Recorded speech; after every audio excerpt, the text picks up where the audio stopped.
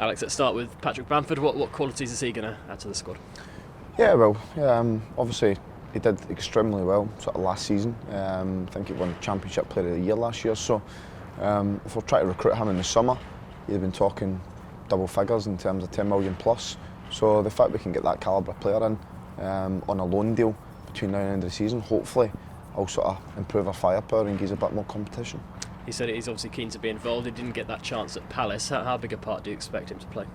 Well, it really depends on him. You know, he'll come in and he'll compete with Mbakani and Callum Jerome, and then it'll be up to him to show his qualities and hopefully stake his claim for a place in the team. So it can only help the fact we've got another bit of competition. Is he ready to play a part potentially against Tottenham on Tuesday? Well, he hasn't actually taken part in the training session yet, so we'll see him today, see where he is, and then we can sort of make a decision afterwards. Tim Closer, how has he settled into the group, and could he be ready to play on Tuesday? Yeah, he's in a much better position now, Tim. Got to bear in mind he hadn't played for a few weeks because of the mid-season break in Germany, and pretty much his whole life had been sort of changed over the course of a week. He'd only trained for 2 days with the squad, so we needed to get him up to speed, and he's in a much better place now than what he was then.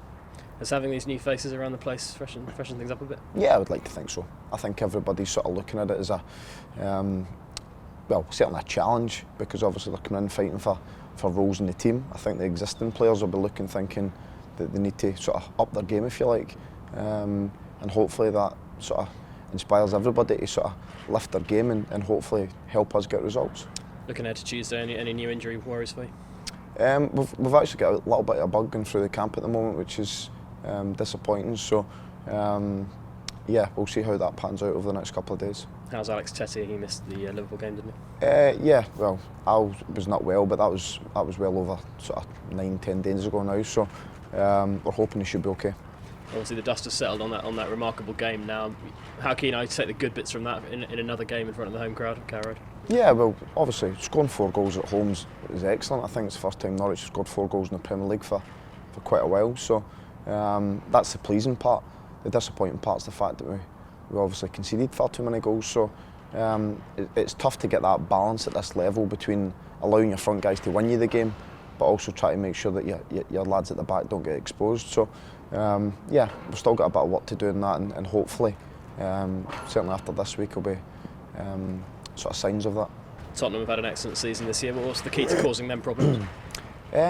Basically playing as well as you can. You know, I think I'm a big believer in if you keep giving good teams the ball back, eventually they're going to hurt you.